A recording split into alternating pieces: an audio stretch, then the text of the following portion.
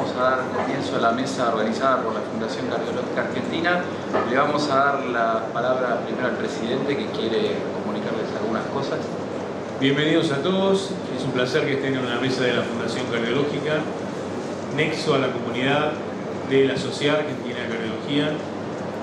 Tenemos un placer de contar con un grupo de profesionales en la Fundación, que es una generación joven, con mucha fuerza, que estamos tratando. Nuestro objetivo es difundir a la comunidad medidas de prevención, que no es fácil, que tiene que estar en manos de todos: Estado, ONG, industria, la casa y la calle. Y hemos conformado un grupo de gente muy joven, con mucha garra y muchas ganas de trabajar. Así que bienvenidos, y los dejo con dos de ellos. Con la doctora vamos a coordinar esta mesa, que titula sobre consultas frecuentes y que incomodan a un cardiólogo. ¿Qué debemos comunicar a nuestros pacientes sobre temas muy controversiales? Nuestro primer disertante es el doctor Sarasola Diego, es un médico psiquiatra y está a cargo el director del Programa Nacional de Cannabis Medicinal. Así que le vamos a dar la palabra y tiene 10 minutos para comentarnos su experiencia. Bueno, muchas gracias por la invitación, gracias al doctor Tartaglione por la gentileza. No es fácil para un psiquiatra hablar para tantos cardiólogos, que son mucho más duros, más rígidos, más exigentes, pero bueno, la idea acá es, en el breve tiempo, tratar de explicarles qué es lo que hay de evidencia sobre el cannabis medicinal.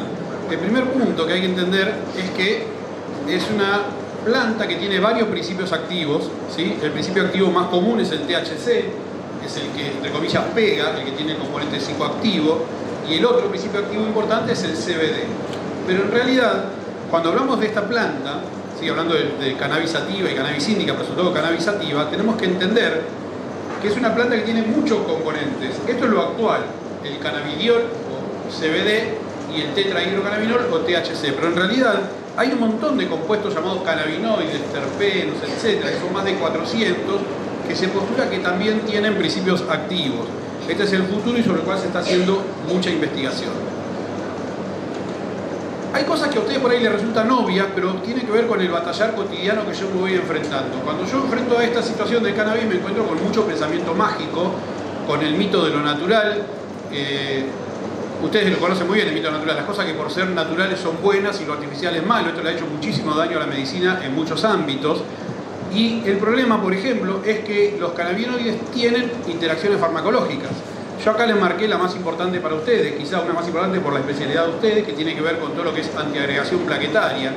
Entonces, no es una molécula inocua, no es algo que la madre se la puede dar al chico sin ningún tipo de problemas, sino que, como obviamente ustedes pueden pensar, debería estar sujeta al control médico. Lamentablemente, es un fenómeno folclórico de tanta fuerza, basta escuchar en los medios donde yo paso a ser el malo de la película por no autorizar algunas cosas, para que se entienda el riesgo también que puede haber en la población cuando uno libera una sustancia. Y como yo siempre digo, las moléculas no tienen carga ética, no son buenas ni malas. Son sustancias con principio activo, y toda sustancia que tiene principio activo tiene también eventos adversos y puede tener interacciones. Fíjense que el número de interacciones es muy grande. Pero también es cierto que estamos en una realidad. Cada vez más países legalizan el cannabis medicinal y abren la investigación, lo cual está muy bien, ¿sí? Pero esto nos puede enfrentar a un problema. Y el primer punto es diferenciar el uso recreacional del uso médico. Yo no voy a hablar del uso recreacional, no porque no me interese, es un tema apasionante y complejo. Ustedes saben que Canadá acaba de legalizar el uso recreacional, pero sepan que el cannabis, desde un punto de vista recreacional, tiene una incidencia muy importante en todo lo que tiene que ver alteraciones cardiovasculares y cerebrovasculares. ¿Por qué? Porque nosotros tenemos propios receptores, que son los receptores cannabinoides, que están distribuidos en todo el cuerpo. Entonces, por eso también es una molécula que puede tener distintas aplicaciones. Algunos hablan de un efecto cortisol-like, en el sentido de que también los corticoides actúan en muchos sistemas. Lo importante es que ya hay reportes adversos, pero no los podemos reportar mucho por la informalidad de los tratamientos a nivel cardiovascular y cerebrovascular. Por eso yo no hablo del recreacional, sino me concentro en el cannabis de tipo medicinal. Se votó una ley el año pasado, bastante mal interpretada, y una ley que tiene bastantes problemas en su elaboración. Como toda ley, salía solamente del ámbito político, en el cual se habla de un cannabis gratuito, cannabis no es gratuito en ningún lugar del mundo. Entonces la resolución del ministerio, lo cual me parece bien, es orientar todo el tratamiento de la ley a la investigación. Por eso ustedes van a ver tanta queja de familiares de que no acceden gratuitamente. Y no está en el PMO y está bien que no se acceda gratuitamente, porque en ningún lugar del mundo se accede gratuitamente a esta moneda. Ustedes conocen muy bien el problema de la evidencia. Este problema de la evidencia es potenciado enormemente cuando hablamos de cannabis medicinal. Y si bien es cierto que un montón de anécdotas no constituyen evidencia, también es cierto que en la historia de la ciencia, mucha evidencia se empieza a formar a partir de anécdotas. Entonces, no es que uno no maneje nada porque no hay evidencia. Lo que uno tiene que tener mucho cuidado es en el relato. Hoy estamos tapados de relatos y con poca evidencia médica seria.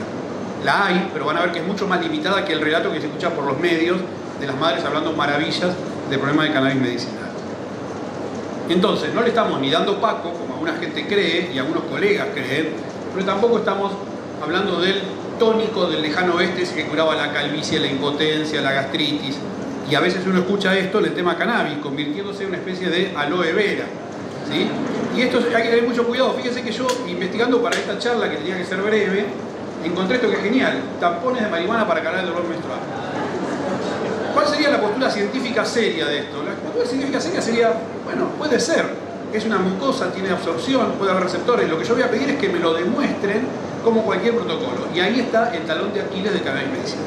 Hay poca demostración con protocolos serios, que es lo que estamos haciendo nosotros ahora, por ejemplo, en el Hospital de Garraja. Pero el gran drama de esto es que mediáticamente la gente consume todo el tiempo y en el boca a boca funciona así. Entonces, cuando uno busca la evidencia, en general, ustedes lo saben muy bien, los cardiólogos manejan la evidencia como pocas especialidades. El gran drama es que las fuentes de evidencia no son uniformes. Voy a traer un pequeño ejemplo de esto. Incluso en fuentes calificadas la evidencia es controvertida. En JAMA Neurology aparece una cosa, en New England aparece otra, y la Academia Americana de Neurología dice otra. Entonces, ¿yo qué hago? En el medio me llega un recurso de amparo de un juez porque encontró un paper. Ustedes saben que en papers hay un montón de porquería publicada también, pero para alguien que no maneja medicina, toda cosa publicada, y sobre todo si está en inglés, es seria. Y por lo tanto, eso nos genera también un problema. Y además no hay moléculas estandarizadas, son todas fabricaciones caseras, que no sabemos las concentraciones que tienen, no sabemos los componentes. Yo cuando consumo en general 10 miligramos de enalapril, sé que son 10 miligramos de enalapril y eso está bastante medido por ANMAT. Acá está ausente en gran parte de estos puntos el Estado y es lo que hay que tratar de solucionar.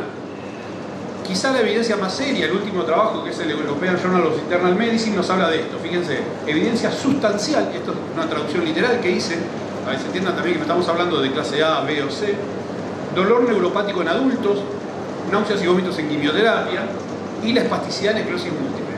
No la esclerosis múltiple, la espasticidad, que es uno de los síntomas más frecuentes en la esclerosis múltiple. Evidencia moderada en epilepsia refractaria infantil, que es por donde empezó el programa, pero esto tiene que ver con la urgencia de las madres y los grupos de presión. Y después, trastorno PTSD, que es el estrés postraumático, Tourette, etc. Este es uno de los reportes más sólidos. Sin embargo, si yo voy a otro reporte, fíjense esto, yo le puse Real World. Esto es un poco antipedagógico, pero lo traje a propósito. Todas estas siglas que apenas alcanzan a ver seguramente son los estados de Estados Unidos y en qué lo tienen aprobado. Entonces fíjense, enfermedad de Parkinson, evidencia bajísima, ¿sí? Ideación, problemas psiquiátricos, glaucoma, HIV. Entonces fíjense que en realidad el mundo enfrenta el mismo problema que nosotros, que es que la política empuja a la ciencia y la demanda de los grupos de presión empuja a la ciencia. Entonces donde uno se pare es el problema que tiene. ¿Bien? Entonces no hay que tener un pensamiento dicotómico. A veces nos casamos con la medicina basada en evidencia y si no es clase A, no existe. Y eso también es un error. Recuerden que la definición de Sackett de medicina basada en evidencia es adaptada a la realidad clínica de nuestros pacientes con la mejor evidencia disponible. Entonces, entre ese extremo y el otro, que es doña Rosa diciéndole a su tía que le dé estas gotitas porque anduvo bárbaro, que seguramente muchos de ustedes deben tener pacientes con gotitas, que toman gotitas de cannabis, debería estar parados nosotros con la medicina basada en evidencia bien entendida. Y otro dato importante, que esto incluso lo tuve que discutir en el CONICET, es que la gente entienda, yo sé, perdónenme, yo sé que ustedes lo entienden, no quiero subestimarlo con esto, pero como esta charla era que hay que comunicar al cardiólogo, me parece importante, entiendan que lo básico no es lo clínico. Entonces yo pongo acá, un poco provocadoramente, no me importan tus ratas. ¿Por qué? Porque he discutido con investigadores, doctores, gente muy formada en ciencia en general básica, de por qué no se lo daban a tumores gliales cuando había 2 estudios en células gliales que reportaban beneficios. Y eso todos sabemos que eso es un error. En el medio están los pasos de la investigación clínica. Y la historia de la medicina demuestra que cuando saltamos estos pasos hacemos macana. Un ejemplo muy gráfico que también me incumbe a mí, porque me dedico al tema del Alzheimer y del deterioro cognitivo, es: en el centro están las 4 drogas aprobadas para Alzheimer. Hace 12 años que no hay nada nuevo. 500.000 personas tienen Alzheimer en Argentina. ¿Eso me habilita a mí a liberar todas las que están en fase 1 y fase 2? Sería una catástrofe. Sin embargo, hay como una, lo puedo decir en este ámbito, no en otros, extorsión afectiva y una trampa que es, bueno, ante no poder hacer nada, démosle algo. Esto es mucho más fácil de entender para los médicos, pero es muy difícil para la sociedad. Por eso tomo las palabras de Jorge cuando abrió: creo que tenemos que ser comunicadores a nivel social de esto. La medicina y la ciencia tienen pasos obligados, rígidos, pero que es muy importante cumplirlos. Y a ustedes le pueden preguntar en el consultorio, y la realidad es que del salto de lo básico a lo clínico hay un mundo, que muchas veces en el camino quedan centenares y miles de moléculas. Por eso también la investigación es tan cara en medicina. Entonces, para ir terminando, espero no haberme pasado. Tenés 2 minutos más. Gracias.